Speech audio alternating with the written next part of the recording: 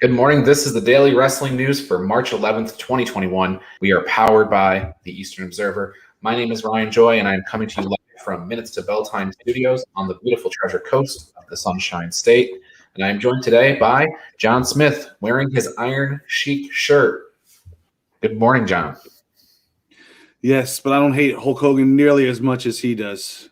Do you have an Iron Sheik impression that you'd like to offer up?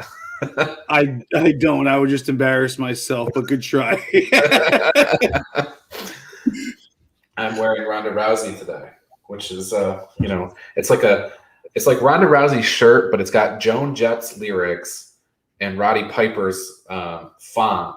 So is it really a Ronda Rousey shirt in the end?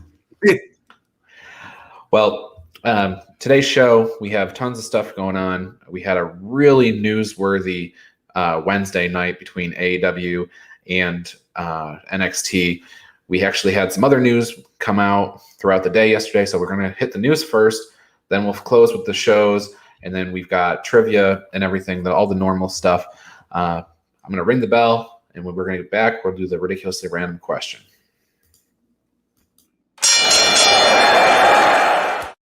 Today's ridiculously random non-wrestling audience needs to know you better question of the day is brought to you by Pro Wrestling Pick'em, a place where you can join or host a Pick'em league to test your predictive skills in the world of pro wrestling. Create an account and join a league now at ProWrestlingPick'em.com so you can play against your friends or play against the universe. You can go ahead and pick this weekend's Impact show. That is up there right now and available to pick. So once you join a league, you can pick that. I am planning to run the table, even though I won't. So, John, your question today is, what is your favorite alcoholic beverage? Well, that's a loaded question. I mean, if we're saying just beer, Corona is my go-to beer because you can drink like 20 of those and still be fine. I'm a margarita guy. It's not too much mix, lots of tequila, and it's got to have Grand Marnier in it. Okay. And then special mention to the mudslide. I know it's a little bit foo-foo, but milkshake with Kahlua vodka and Bailey's in it with a bunch of little chocolate chips thrown on top. You can't really go wrong. I'll have one of those once every 5 years or so. Corona's nice. So it gets you a summer feeling, no matter what time of year it is when you're drinking that. Yeah, no lime though. No lime. Okay. I'm a stout guy for beer. I like the really dark, creamy style, kind of like Guinness, but I don't like coffee in there. So it's kind of like you got to search and be careful of what I drink because I don't really like coffee. Just breaking the gimmick because I have that coffee cup all the time. I'm drinking out of its water. But anyway, on to wrestling. So we have a whole bunch of news to get into. So we'll start with WrestleMania week is going to include at least an 8-day streak of WWE programming on USA Network and Peacock. WWE announced yesterday that the Hall of Fame will be on April 6th on Peacock. So you're going to have Raw on the 7th, Hall of Fame on the 6th. You'll have NXT TakeOver on USA Network on the 8th. And then on the 9th, you'll have another NXT TakeOver. And then on Fox, you'll have SmackDown, WrestleMania, Raw. And then there's even the rumors that maybe NXT moves to Tuesdays and you've got another day. So you're going to have at least 8 days of WWE consistent programming on USA, Peacock, and Fox. So get ready, get your DVRs cleared out because you're going to have a lot of content that week. Yeah, good thing there's no worthwhile sports to be watching that week. There you go. Now, is that sarcastic and there is some worthwhile sports or? No, I'm just a football guy, man. So none of the other stuff matters to me. Okay. So I kind of slid in there 2 of our major news stories, but first let's start with the Hall of Fame announced for April 6th on Peacock. It's going to be the 2020 class as well as additions for 2021. And they announced with that Molly Holly is the first entrant. Molly Holly is one of those people that they bring back for the Royal Rumble and things like that. She has a really great reputation among everybody. So I'm actually surprised it's been this long that they waited to put her in. But congratulations to Molly Holly. John, anybody come to mind of people that you think should go in 2021 that aren't already in? And you know, if you think of somebody that, and I know that they're already in, I know it's hard to keep track, but Christian and the Big Show. you know what? I wrote down 3 names, and one of them is Big Show, and one of them is Christian. And it's funny that you bring that up, because I kind of thought we were ready for Big Show to go in, and then Christian was always the guy on the outside of the conversation. So probably not going to happen, though. Yeah, those are going to be probably posthumous inductions in about 30 years or so. Well, I don't know. I mean, they both said they signed long-term contracts. That probably means 3 years. And at the end of 3 years, who knows what they'll do. So actually, I think that's a news story we'll be talking about in about a year, because all of the AEW contracts I would think are going to come up in 2022. And it'll be interesting to see if people switch or if people are really happy there and they stay. So I think that's a news story for a year from now. It might serve AEW well to thin out their roster a little bit, because we just got so many people to see, and there's so few spots to put them in. You still only have one weekly show. I mean, the YouTube stuff doesn't count to me. So, I mean, until you get a second network show, I don't know why you have so many. Like, you keep signing people, but you're not letting anybody go. Yeah. Well, and Tony Khan has said in various different interviews that if it wasn't for the pandemic, he would have let some people go. They would have done some thinning, but he didn't feel right about it, so they didn't. So, whatever. We'll see. The other name I have written down is Kane. I think Kane it'd be about the right time for him to go into the Hall of Fame. Yeah, as long as we still get him eliminating people every Royal Rumble, and it doesn't mean the end of his career completely, I'd be fine with that. Yeah. I mean, my thoughts on Kane is he's the best modern day big man out of anyone. Better than Big Show, better than The Undertaker. He was more athletic. He's bigger, stronger. He can do more in the ring. But he was just always handicapped by that, Undertaker's second hand kind of gimmick. So he was never able to be the guy, which is unfortunate. But super long career. From 1997 was his debut as Kane. And we know he was, active before that as the Fake Diesel and Isaac Yankem and those kind of things. But super long career and long run as Kane. And he's one of those people that reinvented himself. I think he's a shoo-in as long as he doesn't sign with AEW. But we'll see. So some other news also kind of broke when I did the schedule there. William Regal made the announcement that we have a 2-day takeover event starting on April 7th on the USA Network, followed by April 8th on Peacock. So that'll be the biggest takeover so far, probably about 10 matches in total. So I think the roster should be all kind of lining up and trying to get on that card, I would think. Yeah, I'm really looking forward to that. Al Carl says The Undertaker. I don't know why we missed that name, but obviously he makes a lot of sense to go into the Hall. Because he's not done yet. He's going to have another match. At TakeOver, right? Well, he's got to do one more match in front of the crowd. Yeah. Well, we'll see. They got 2 takeovers and 2 WrestleManias during that week. So, also on NXT, in the very next breath, William Regal announced that Dakota Kai and Raquel Gonzalez are the first ever NXT Women's Tag Team Champions. The reign would last about 50 minutes, and they lost them to Shotzi Blackheart and Ember Moon. Which, John, I'm going to bring this up here. You were calling for Ember and Shotzi to win the Dusty Rhodes Tag Team Classic for that whole tournament. And while they didn't win the tournament in name, this kind of means they won the tournament. They just had a. Well, I kind of feel like if they weren't going to be doing the tag team championship thing, then Shotzi and Ember would have won the Dusty Cup. Yeah. I don't think they just threw this together in the past couple weeks. And I mean, I really didn't like the idea of just handing the championships over to Dakota and Raquel.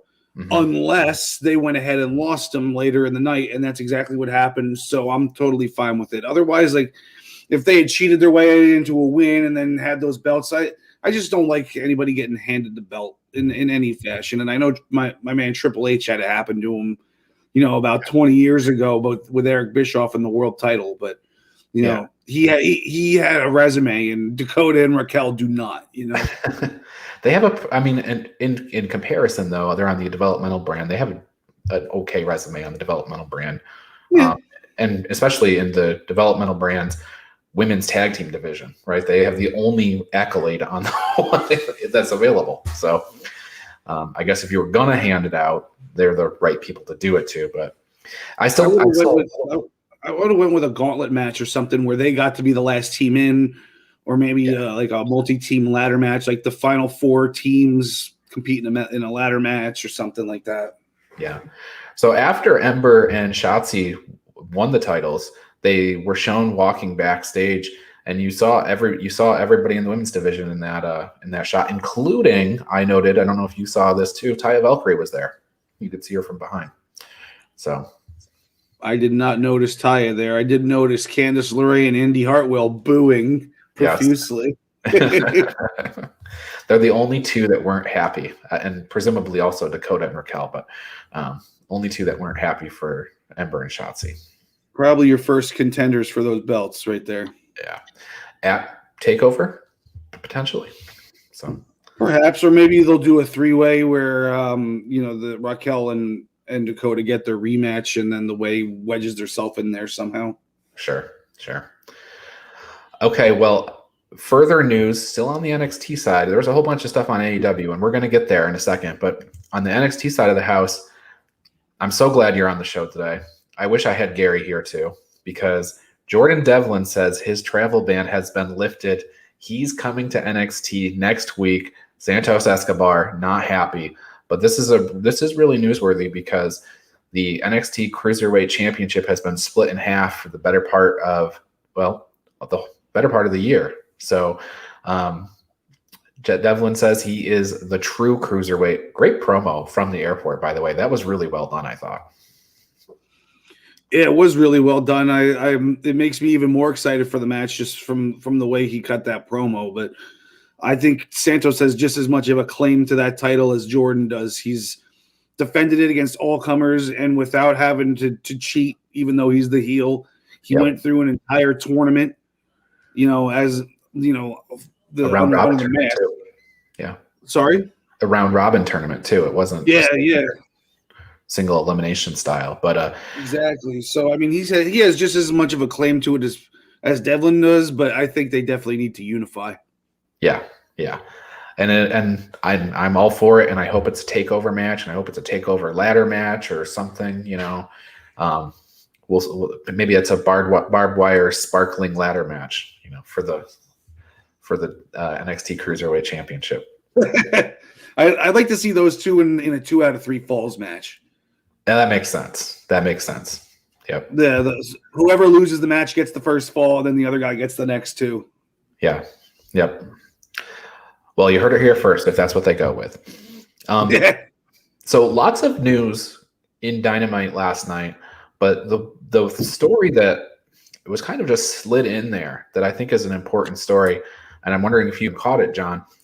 Next week's Dynamite, it's Shamrock something or other, St. Patrick's Day Bash or something, but the main event is going to be Thunder Rosa versus Britt Baker. It's a lights out, unsanctioned match. I think, if I'm not mistaken, this is the first women's main event on Dynamite. I could be wrong, and if it's not the first, it's been a long, long time since. So that's why I think that's a newsworthy story. Yeah, I can't think of any time that they would have had the opportunity, because anytime they had like a tournament, it went into a pay-per-view. And then, of course, the main event is the men's world title at the pay-per-views. So, yeah, this is probably the first time they've had women in the main event. But yeah, we could be wrong, but I don't think so. Yeah, I can't remember one. And I'm thinking even all the times that Shida or Riho or Nyla Rose defended that title on, I think there was another match afterwards. So somebody in the comments will let us know, I'm sure. But that was a big story. So another big story on Dynamite. major audio issues during the Lee Johnson and Ethan Page match. I guess if you wanted to also watch basketball, you could have got the audio from the basketball game and the visual from the wrestling. John, you were saying you thought it was a Ethan Page, part of his gimmick to have the basketball in the background. I thought for sure Shaq would walk out at the end, and I think they have some storyline ways of salvaging that. But Tony Khan did put the whole match up, I guess, on YouTube afterwards, so they tried to make good on it. Hey, to be fair, I only thought that because I was about 90% asleep by the time I was watching that part of AEW. Because I watched NXT first. So, I watched it again today, and then it was clearly the audio from an NBA game. So don't let these people think that I thought that Ethan Page was playing audio from an NBA game in the background, and I went with it. I think I'm more guilty of thinking it could have been a potential Shaq angle. At first, I thought, if it had only lasted like 30 seconds and the commentary team had made a reference to it, then it would have been could have been a Shaq angle, but the fact that they ignored it the whole time, obviously they worked through it, but we'll see if they go back to it at any point, but kind of a interesting error to have happen. But I didn't need the NBA on TNT commercial that followed the match. That's one thing I didn't need. It was pretty clear to me that they have NBA on that network. Jungle Boy versus Danny Limelight. You mentioned earlier AEW has the YouTube shows, and they're going to debut a new YouTube show on Monday, and it's going to be the featured match on there is Jungle Boy versus Danny Limelight. Danny Limelight, we've seen a bunch in enhancement style matches and stuff like that. So, but he's a talent pretty well known on the independent circuit. So we'll see how that show goes. But there's your first match.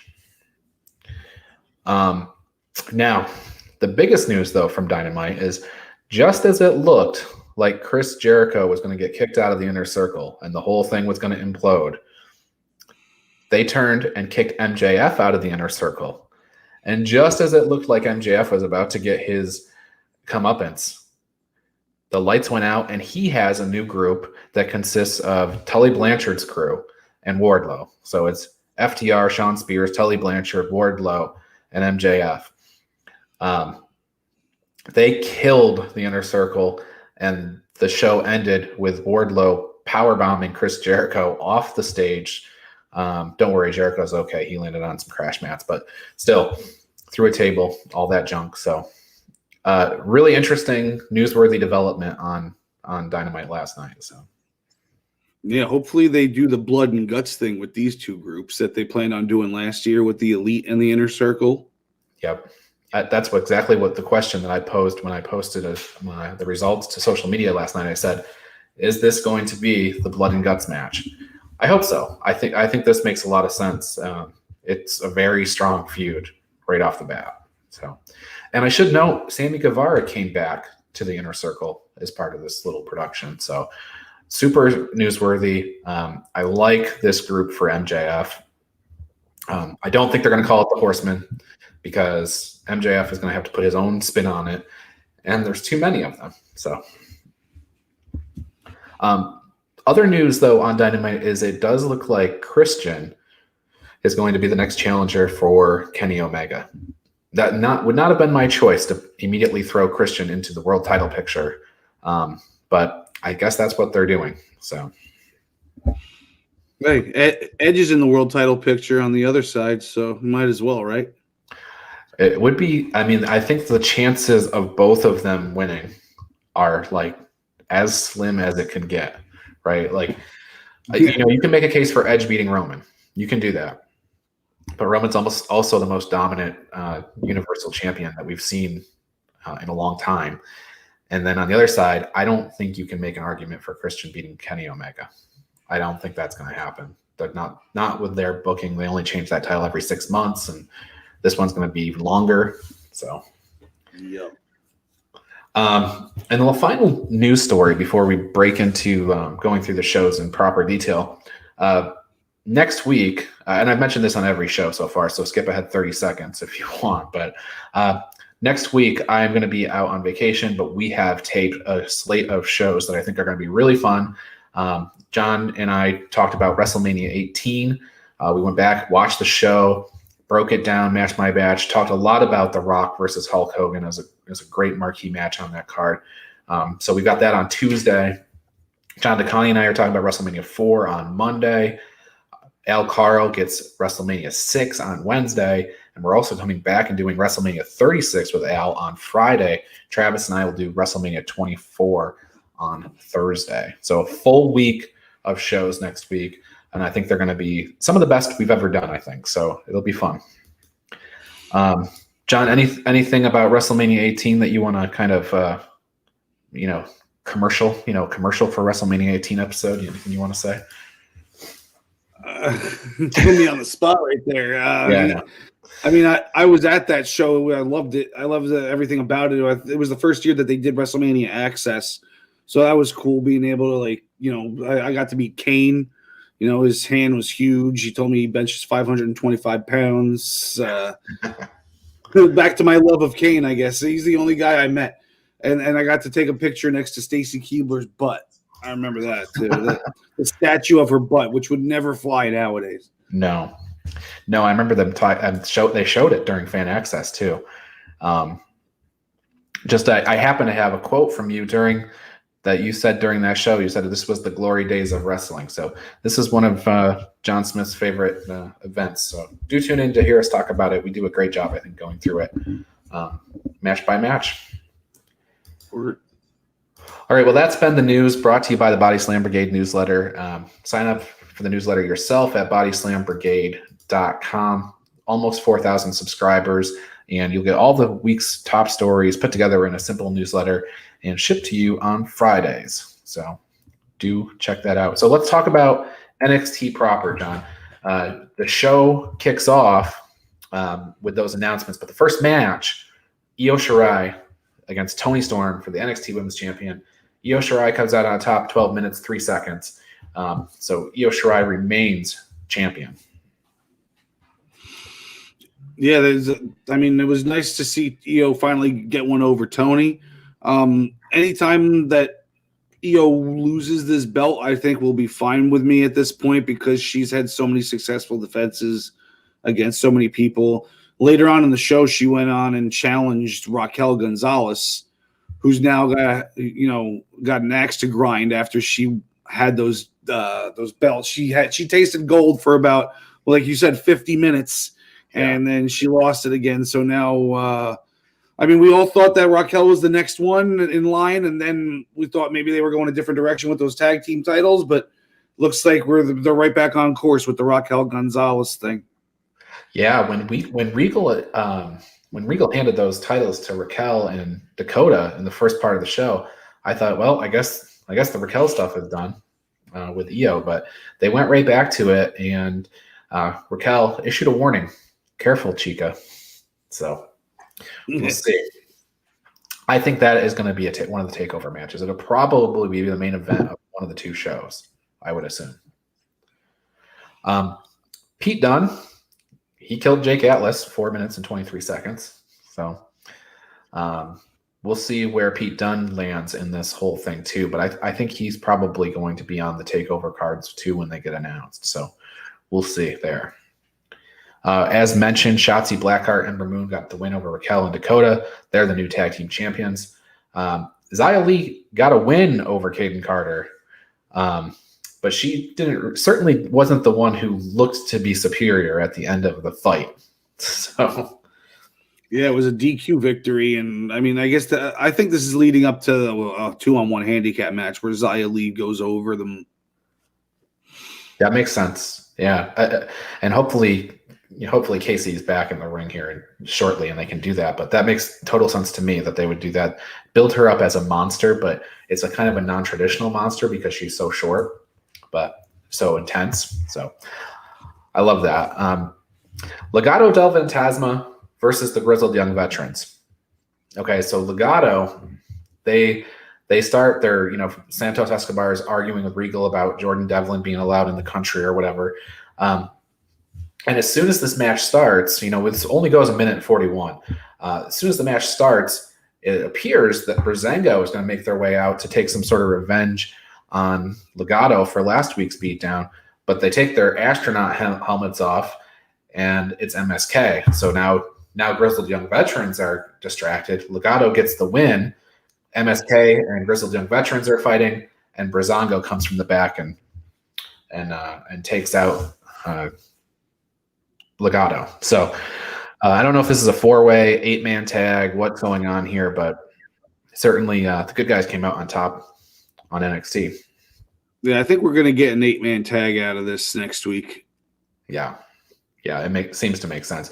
They didn't announce it. They announced a lot of stuff for next week. That wasn't one of the things. But Finn Balor and Adam Cole had the main event. It went 10 minutes or so. Kyle O'Reilly was at ringside at the end. Finn Balor hit 1916 coup de grace to win over Adam Cole. And then, heck broke loose afterwards. But I want to mention this match.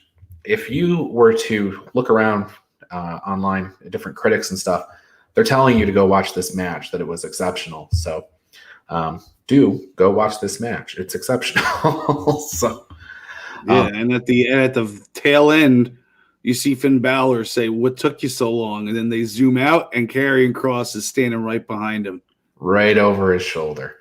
So you have two matches that got set up in the post-match angles here, because Kyle O'Reilly came in. He pulled the Undisputed Era wristband thing off of Adam Cole, and they fought out of the ring. And then you had the Karrion Kross angle. No physicality between Balor and Kross, but that fun line of "What took you so long?" and Karrion Kross standing, in his Karrion Kross way over the shoulder. Hey, Kross doesn't need to cheap shot you. He'll punch you right in your face when it's time, and make you fear it in the process. And he'll finish you off in the match by hitting you in the back of the head with his punching straight through your skull. Yes, that's right. Got a bunch of stuff for an NXT next week, but we're going to go through Dynamite stuff, and then we'll circle back and talk about all the stuff we have for next week. But on Dynamite, Rey Fenix versus Matt Jackson, that went 14 minutes. That was a real good match. So Rey Fenix got the win there. I thought that's what would happen, because they keep Fenix as kind of a strong singles guy in this perspective, but they give him a win. So.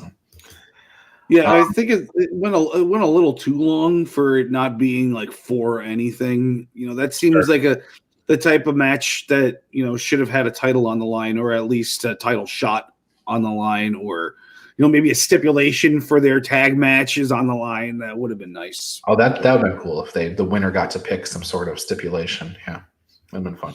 One match that didn't go very long at all, though. Cody Rhodes got a win over Seth Gargis, 49 seconds using the figure 4. But the interesting thing afterwards is Cody's about to do his promo, and we hear a voice. The camera has to zoom back to the Spanish announce table where Penta El Zero Miedo is talking. He has Alex Abrahantes do the translation.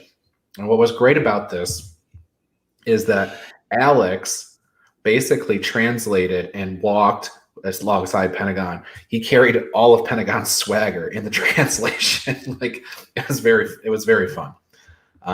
But it looks like it doesn't look like we did get an announcement next week. It's going to be Penta versus Cody next week. So that's a fun match. I know who you're cheering for. Yeah, I guess I'm going to have to watch that one. I think it will be a good match, and hopefully it's interesting to me that they're breaking Penta off as kind of a singles guy here. Ray is going to stay and do tag team stuff with Pac at least for one match, but Pentagon is getting a little push here as a singles guy. So I'm sure it'll all be good. Ethan Page and Lee Johnson, they had their wrestling match with NBA basketball playing in the background. And then after Page defeated Lee Johnson, Page tried to attack him. Dustin Rhodes had to come out to make the save. QT took a walk. So I don't know if we're looking at Dustin versus QT or QT versus Lee, or a tag match with Nick Camarado in there too. But obviously they've been building to this QT issue for a long time. So we talked about Kenny Omega and Christian as the next program. The way we got there was that Christian was supposed to do a in-ring promo with Tony Schiavone, and Kenny Omega came out to interrupt that. And then Eddie Kingston came out, which, by the way, the explanation on Eddie Kingston selling for the Sparklers on Sunday is that he had a panic attack. Moxley and Kingston did a joint promo earlier in the show. It was pre-taped. It's actually really good. But Kingston said, he had a panic attack and flashbacks to, doing time or whatever. And so that's why he was selling. Your mileage may vary on that explanation, but at least they tried to address it with something. And the two of them, Moxley and Kingston, have a really good rapport. They're very kind of like dry humor. So I guess, and it was a fun promo. I liked that. And it would come back during this segment because Kingston came out. They attacked Kingston. Moxley makes the save, all in all. And then Omega and Christian are left in the ring at the very end, and Christian's holding the world title. And so there we go. You looking forward to it? I like the explanation they came up with. It brought them back up a couple pegs, but they got knocked down like about 20 pegs with those Sparklers on Sunday. So, it doesn't really make up for it. But I like it was very creative how they were able to pick up the ball. I feel like my son would have believed it. Well, first and foremost, if the ring blew up, nobody would have believed that they were dead, right? Just like we don't believe Bray Wyatt's dead. But it was a clear botch on Sunday, and we knew they would come up with some sort of storyline explanation for what happened. And honestly, I couldn't think of anything. So this was as good as they could do, I think. So panic. The highlight of that whole thing was Kenny Omega telling Don Callis to 69 him. I felt a little awkward as a wrestling fan during that particular moment, but you're right, that was hysterical. Not to be confused with big old 69 Nia Jax on the other show. Yes. Shida, Riho, Mizunami, and Thunder Rosa, they got a win over Maki Ito, Britt Baker, and Nyla Rose. The highlight of this match happened before the match, though. Maki Ito, as part of her entrance, does this song. So she's done it a couple of times. I don't know if they didn't have enough time in the segment or whatever to fit the whole song in, but she's out there on the stage singing her song. The Faces run in and attack Britt Baker and Nyla Rose. They leave Maki Ito alone, so the music cuts, but Maki Ito just continues to sing her song the whole way through. Jim Ross said that if he had seen this before Under the Black Hat came out, it would have been a whole new chapter in the book. It was so great. So I love that portion of the show. I don't know how you felt about it, John. I actually missed that because I usually fast forward the entrances. Yeah. Because nothing usually happens during the entrances, and then when you see somebody fighting, then you unpause it. So I didn't notice that, unfortunately. Oh, go back and watch that. It's I will. Comedy gold. I will.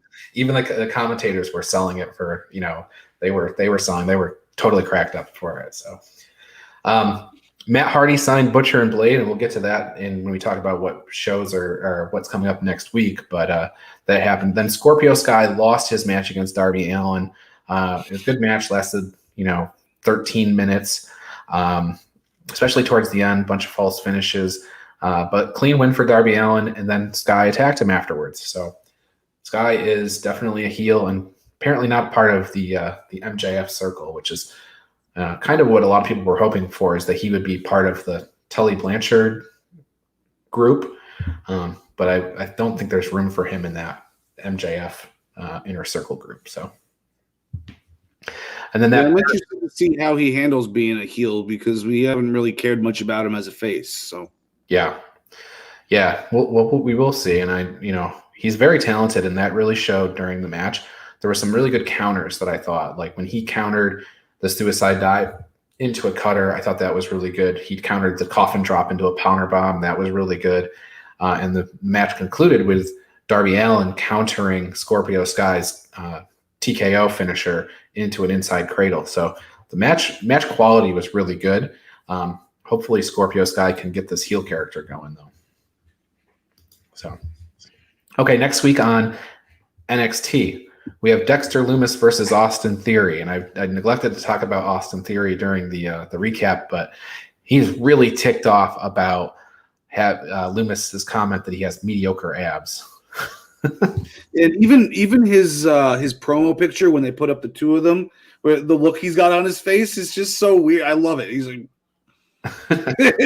he's like mad but sad at the same time in the picture. So there was just a classic promo between them. It was, when Candice and Indy had this issue with the new tag champs, Shotzi and Ember. There was also Johnny Gargano and Theory in that, and that's when they had this situation where Theory's like, "Did you pay off the therapist?" And Gargano's like, "Yeah, they cost money." Of course, I failed to understand the entirety of the situation, but great stuff. Leon Ruff versus Isaiah Scott next week. Leon says that Swerve is going to have a rough landing. So, there you go. L.A. Knight makes his debut next week. You would have thought it was against Bronson Reed. They even had the little scuffle backstage, but not announced as such. So we'll see what happens there. Yeah, I'm thinking it's going to be in action, and then Bronson Reed gets involved the same way LA Knight got involved in his match last week. Yeah, totally agree. It should be LA Knight versus Cameron Grimes, and they do the same thing. That would make sense to me. That'd be fun. Yeah. Thatcher and Ciampa versus Imperium. Imperium was very direct this week, and they said, "We want you to join, and go ahead and bring Ciampa too if that's what it takes to get you here." Ciampa he's not interested, and he thinks that, in his words, a great match would be Toothless Thatcher versus old man Ciampa versus Imperium next week, and that's what we're going to get. So, yeah, we could be getting Thatcher turning on Ciampa early. Yeah, maybe they'll save it for the pay-per-view or whatever on before WrestleMania. Who knows? Well, the interesting thing, and I don't think they're going to tease this and not deliver. Ciampa said he wants Walter during the promo. And I will sign up for that. I think that's a good match. So yeah, I was mentioning that last week. I hope that Ciampa versus Walter ultimately is what comes out of all this. Right. So let's do it. Yep. So you get that turn. That could be your NXT UK Championship match at the 2-day takeover. Absolutely. It sounds good to me. I think that match has a lot of opportunity to steal the show, actually.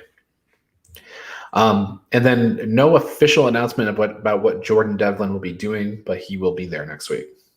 So that's your NXT lineup next week. Interesting. There's a lot of stuff on there, and that's not typically what they do. Usually, you get one match, maybe two. We've got 5 matches. So that's really strong lineup for NXT. On the Dynamite side of thing, Jon Moxley and Eddie Kingston versus the Good Brothers. That should be a lot of fun. Should be kind of, it should be a fist fight is what it should be. Yes, definitely. Cody versus Penta, as we talked about. That'll be the one Cody match that John pays close attention to. And then you have Jurassic Express, and that's all 3 of them, plus Bear Country. It's like the zoo over there, versus Matt Hardy, Private Party, Butcher, and Blade. So that'll be interesting. Now, Matt Hardy doesn't seem to be aware of the fact that we haven't got to the end of the quarter yet. So if he gets a win here, those earnings are going to Hangman Page. So what a moron.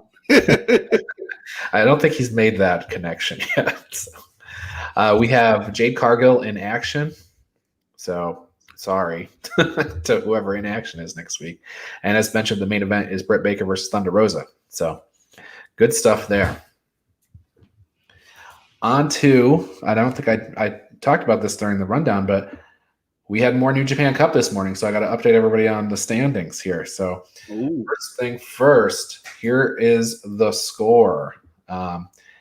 John Smith, Travis, and my wife Maggie, all with 13 points after the first 2 matches in the second round. So very competitive there at the top. Al sitting there with 12 points still, which is interesting because 2 of his final 4 are gone. in the opening round, but he still managed to pick basically all the other matches correctly. I've got 11 points. John DeConnie got no points this morning. So here is what happened. Oh, okay. This morning we had Evil advance over Jeff Cobb and Toru Yano over the Great Khan this morning. So that's the matches that we had this morning.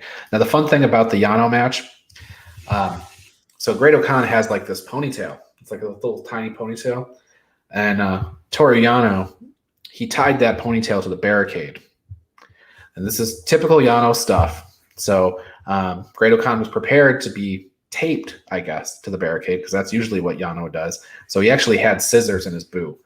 So he actually cut his hair off and got back in the ring before the 20 count, as the New Japan countout rules are 20. But then, referee got knocked down. Yano hit a low blow and a spear and got the win. So Yano still gets the win over Great Khan. Always a bracket buster, that Toru Yano. So he cut his hair off and he still lost the match. That sucks. Yes. So it didn't even have a hair match. And interesting that the big storyline around the New Japan Cup last year actually was still involving Yano and still involving hair because I guess really like years ago, like many years ago, Yano had a feud with Hiromu Takahashi and he cut his hair off just to be a jerk. And so that came all back up because they actually had a match in the Cup last year. So fun stuff there. But Yano apparently around New Cup season, if you see your name across the on the same bracket as Yano, you might as well shave your head going into the tournament. So, all right, John, WrestleMania 9 for your trivia today. Las Vegas, Nevada, Caesar's Palace. It's not looking like you've watched that one too recently or maybe ever. So I've seen it bits and pieces. The first WrestleMania I watched live was 10. Okay. So, everything before 10 was, videotapes and now WWE Network looking way back in the past. Okay. Well, here we go. Let's see how you do. There's some good questions here, and let's just see how you do. You get 5 questions. You get the simple majority correct, gets you a win. If you win, you get the Goldberg Asuka. If you lose, you get a Hawkins. And I have been handing out Hawkins this week, so you are poised to take the lead. Let me show the score. John DeConnie went 2 for 5 yesterday, and Travis did the same on Tuesday. So let's see if you can do better. Now, these questions might be tough, so we'll see. Yeah, I'm due for a dud after my perfect plex last week. Yeah, that was what John DeConnie received too. So Tatanka and Shawn Michaels wrestled each other in the opening contest of WrestleMania 9. Tatanka had Sensational Sherry in his corner. Who did Shawn Michaels have in his corner? Your choices are Diesel, Luna Vachon, Marty Jannetty, or Jim Neidhart. Luna Vachon. It's Luna Vachon. 1 for 1. Okay. One more and you tie John DeConnie, so you're good. The commentary team for WrestleMania 9 was, your choices are Gorilla Monsoon and Bobby Heenan, Vince McMahon and Bobby Heenan, Jim Ross, Bobby Heenan, and Randy Savage, or Vince McMahon and Randy Savage. C. Jim Ross, Bobby Heenan, and Randy Savage? Yes. Or wait, no, it said Vince McMahon, right? Okay, so the choices are A, Monsoon and Heenan, B, McMahon and Heenan, C, Ross, Heenan, and Savage, or D, McMahon and Savage. McMahon and Savage. I thought it was McMahon, Heenan, and Savage at first, but no, it's definitely McMahon and Savage. No, it's definitely Ross, Heenan, and Savage. It definitely was. It was Jim Ross's debut in the WWE. So, and he gets to make the call at WrestleMania for his debut. Incredible. Okay, 1 for 2. The Undertaker was 3-0 after WrestleMania 9. Who was his victim? Your choices are Jake Roberts, Diesel, the Giant Gonzalez, or King Kong Bundy. Giant Gonzalez. It was the Giant Gonzalez. This is the, if you've seen the images of Undertaker coming down in a cart with a vulture, this is that WrestleMania. So there you go. You are 2 for 3, doing well. Money Inc. retained their tag team titles over this team at WrestleMania 9. Your choices are the Steiner Brothers, the Head Shrinkers, the Beverly Brothers, or the Megamaniacs. The Megamaniacs. It was the Megamaniacs, Hulk Hogan and Brutus Beefcake. Okay, so 3 for 4. You win the week for sure, and you'll be in the lead. The last question is, who walked in to WrestleMania 9 with the WWF Championship, and who walked out of WrestleMania 9 with the WWF Championship? Your choices are Bret Hart walked in, Hulk Hogan walked out, Yokozuna walked in, Bret Hart walked out, Hulk Hogan walked in, Yokozuna walked out, or Bret Hart walked in and Yokozuna walked out. Bret and Hogan out. Bret and Hogan out is correct. Bret would lose the belt to Yokozuna. Yokozuna accepted a challenge from Hulk Hogan right away, and Hulk Hogan got the win there. So Hulk Hogan left. You went 4 for 5. So you definitely get the win. And if you had just accepted my answer of C on the second question and not made me clarify, then I would have went perfect. I know I should have. If I had just let you go, I don't know what caused me to say this is the selection that you wanted, but you made me second guess myself, Ryan. Your fault. But that makes you 10 for 15. Clear win. Clear or not clear win, but clearly ahead. No, not 10 for 15 and 9 for 10. Oh, you're right. I was looking at the wrong person. 9 for 10. Yes, clearly in the lead for trivia. And next week's trivia for WrestleMania is going to count. So you have to deal with Al Carl getting 2 trivias in the same week. So he's probably going to run the table there. I can't remember, honestly. So we'll see. All right. I don't remember my trivia from the WrestleMania show we did, actually. I have no idea what you got, whether it was 1, 2, 3, perfect, whatever. So I have to rewatch it to find out, but it's counting. So, all right. Let's see. In all of the talking we did today, I don't think in any of the matches we talked about any drop kicks, but we will talk about the drop kick t-shirt now. It is $20, no matter what size you get. It's already soft style. It ships to you for $20. No extra shipping charges. Bodyslamclothes.com to pick up this shirt. By the way, it supports myself, obviously, and then also the artwork I pay for from a independent artist. So you support them too. So $20, that's the price of all the shirts out there, but this one's the featured shirt this month. So there you have it. Also, join Joey Jarzanka, Ian Schreier, and Rob DeLuca on Friday nights for the Primetime Rundown. They take you through the world of sports. Their show kicks off at 6 p.m. on the Eastern Observer. Definitely something to check out. And then the Essential Wrestling Podcast every Tuesday at 6 p.m. We're going to be doing episode 45 next week. Al Carl is the host. John Smith will be there. I am typically there, but I'm off next week. So Travis will be in my place. John DeConnie is there. Gary Maheffy's there. It's another week of updates and highlights in the world of wrestling. One show to rule them all. Coverage begins at 6 p.m. on Tuesday. So on the Eastern Observer. So do check it out. And the Daily Wrestling News Show, that's this show. We talked about it already, about next week's lineup, WrestleMania 4, 18, 6, 24, and 36. You're going to get all those, get our opinions and thoughts on all of those shows. So do check it out next week, 10 a.m., Monday through Thursday, YouTube, Facebook, Apple Podcasts, Spotify, whatever. It's available. And then we'll be resuming our normal coverage the following week. So very good. John. Speaking of one show to rule them all, when I watched the Lord of the Rings trilogy, here's a word of advice for you. Don't watch them all on the same day. I don't have anything good to say about the Lord of the Rings trilogy, only because I watched all 3 movies back to back to back with an ex-girlfriend of mine years ago on VHS. It was that long ago. And we ordered Domino's twice because we were stuck at home watching these movies, and we just wanted them to end but I know that they're actually pretty good movies, and I've never given them a second chance. So if you're gonna any trilogy, really, don't watch them all on the same day. So I have a Lord of the Rings thing too here. So, and it has to do with the length, because I was always aware of Lord of the Rings, but I never, I wasn't deeply familiar with them.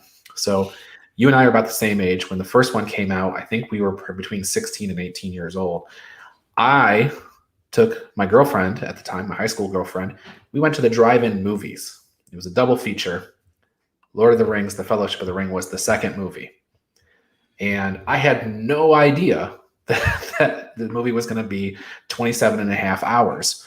So we didn't. So I'm there, underage, 17 years old or whatever, with my high school girlfriend until 2 a.m. And then we had to drive the 45 minutes home from the drive-in movie theater. I know people are like, "You're so old that they had a drive-in movie theater." I know. That was the case. So there's still a few of them out there for nostalgia reasons, and they were old school back in the 90s. That was like a 70s and 60s thing. That's right. Drive-in movies. And thank God they were there, because they provided some entertainment early in the pandemic this year. But people were doing wrestling shows and comedy shows and things from them, because people could easily socially distance and stuff. I hope to see a big renaissance of them, because there's kind of a fun thing to do. Anybody listening to this under the age of 35 probably doesn't even know what we're talking about. But I've actually never been to a drive-in movie. Oh, well, there you go. It's fun. You can do, you typically have two options. You can take the little speaker. They have speakers on the post. You can take it and put it in your window, or you can tune to whatever the AM radio station is to listen to the audio. But they're fun. If you have the opportunity, you should try it sometime for kicks. Just don't be mindful. If that second movie is 27 and a half hours long, you're going to be there for a while. Check the runtime before you go. Yes. All right. Well, that's been our show. Bonus Lord of the Rings talk and drive-in movie talk at the end. But all right. We will see everybody on Monday for the big lineup of WrestleMania shows. Do enjoy them. And we'll see you then.